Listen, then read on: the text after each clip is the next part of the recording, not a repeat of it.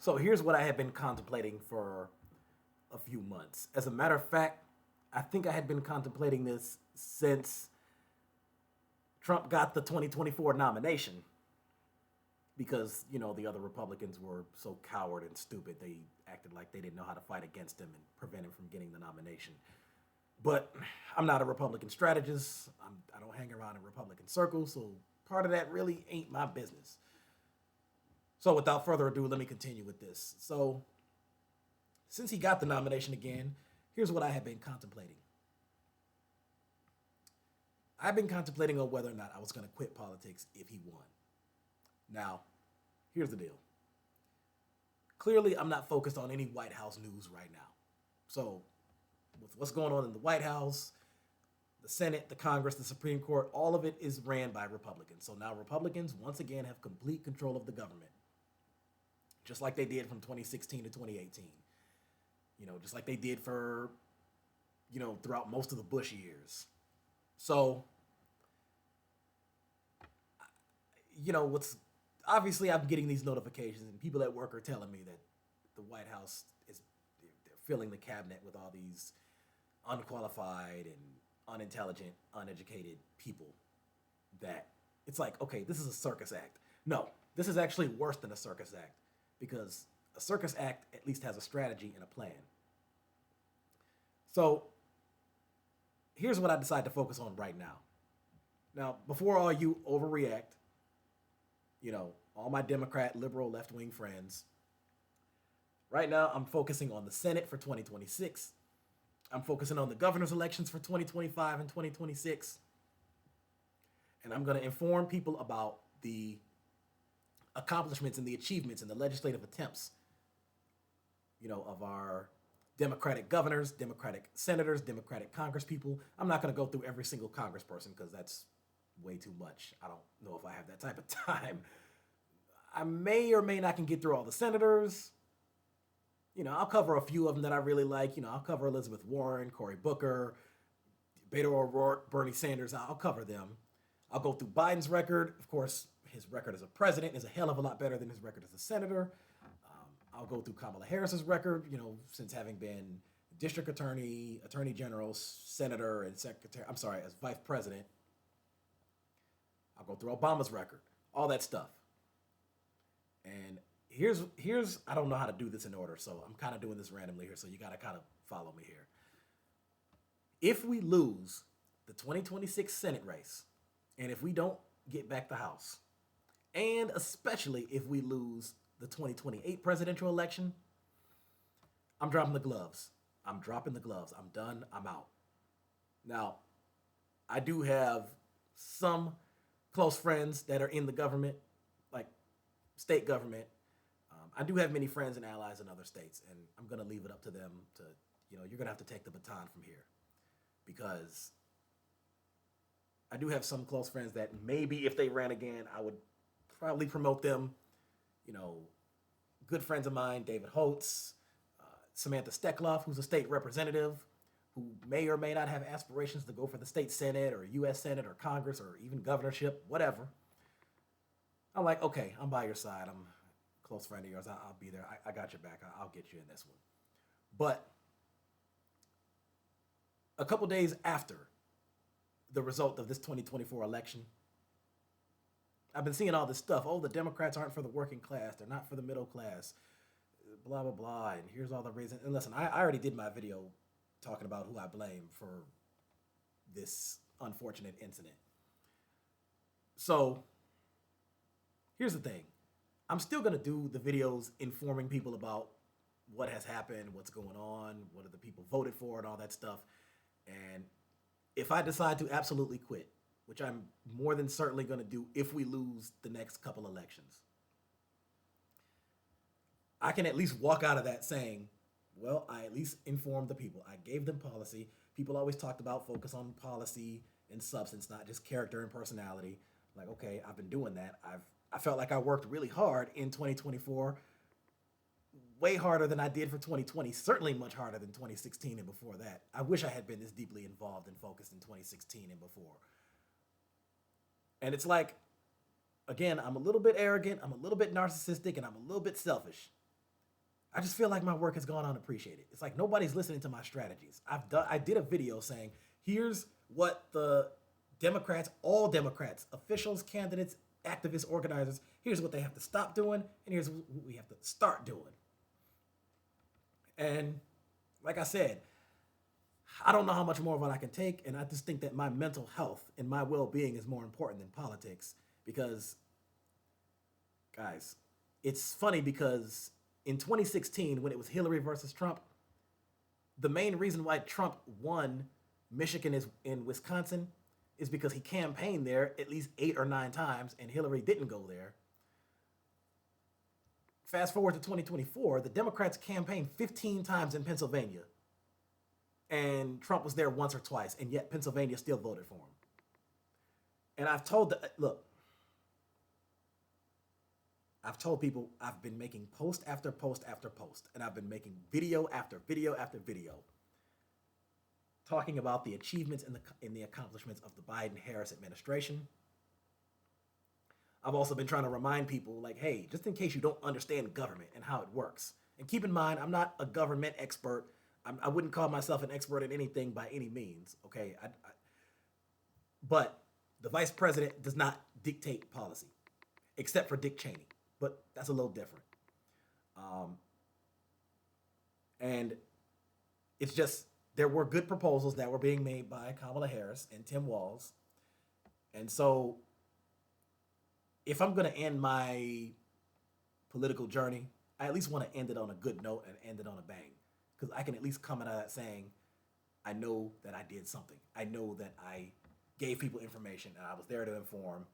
And guys, I've been telling you to share my videos, subscribe to my YouTube, follow my Instagram, Twitter, TikTok, and all that stuff. Guys, if you need help about how to promote the candidates and who's running in your areas, I got you. I got you. But you know what? If this continues, then I don't know how much longer I can go. Because, guys, I have some good plans and good strategies here. And I'm glad some people are on board, but a number of people still aren't seeing it. And a lot of you are driving yourselves crazy because you're paying attention to this White House administration that you know is going to be bad. You know it's going to be horrible. We already saw what it was like the first time. It's going to be even worse this time because now there's no guard rails. So it's like I can't, because the problem with me is I spent too much time arguing with people whose minds I could not change when Trump was president and talking about why you should vote for Bernie or vote for Hillary or vote for Biden 2020, all this stuff. And I realized I was hardly winning any of these fights. So it's like, I can't keep stressing myself like this. I mean, guys, I don't know if you can tell. This is kind of embarrassing. This is very embarrassing. But look, I'm losing hair. I feel like, look at this. I'm losing hair. This makes no sense. Okay, this makes no absolute sense at all. I should not be losing hair at my age. Okay, I really shouldn't. I'm 30. There's no reason why any 30-year-old should be losing hair. And so you know what? I just got to continue to do things that benefit me physically, mentally, especially the mentally part. Because if this is how America wants it, then fine, have it. But, you know, whatever goes wrong, and I'll tell you what, whatever goes wrong for the next few years, how you gonna blame the Democrats? Because now Republicans have complete control of the government. They have the White House, they have the Senate, they have the Congress, and they have the Supreme Court. And it's gonna be stuck like that at least until 2026, maybe longer if the Democrats don't get off their ass and do something. If they don't get off the couch, if they don't get off their ass and go, do what I said to do. This is how you promote the candidates. You have to constantly brag about the achievements and the accomplishments of these candidates. Talk about Gretchen Whitmer, talk about Gavin Newsom, talk about Tim Walz, Josh Shapiro, Laura Kelly, Kathy Hochul, Michelle Grisham, Katie Hobbs, Ned Lamont, Jared Polis, all of these people. You know what? With all that, here's what I decided to do. And I talked about this in another video. I am going to cover the accomplishments and the achievements of all 23 sitting Democrat governors. I'm going to cover the achievements and the accomplishments of many of our Democratic senators and many, definitely not all, because there's too many people there, of our Democratic Congress people. And I might get into some of the state, local stuff too. I'll talk about my friend Samantha Steckloff and what she's done since she's been a state representative. She got elected in 2020. So, yeah. And And so that, I hope I answered your question. So will I quit politics? As of right now, I'm saying no. So I'm just going to focus on how to win back the Senate in 2026. And then I'm going to talk about which candidates I think should run and who I really want to see run and who I want to see get elected for president 2028. Now, right now in the Senate, we have 47 out of 100 seats. If we follow my strategy for 2026, and I need you all to follow this strategy if you're serious, we could have 55 seats. Now, as far as the House, let me double check the numbers right quick. I'm sorry, let me cheat. I know I should have checked this. Okay, here we go. So that's 19, 13. Okay, so how many is it? It's 435. So 19, 19, that's 38. So that minus 6, that's 33. Okay. I think 2 of the seats are vacant, or I gotta cheat right here.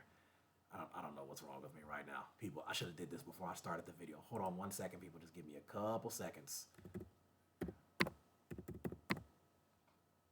Okay, so right now in the House, Republicans have 219 seats, and Democrats have 213, which totals to 432.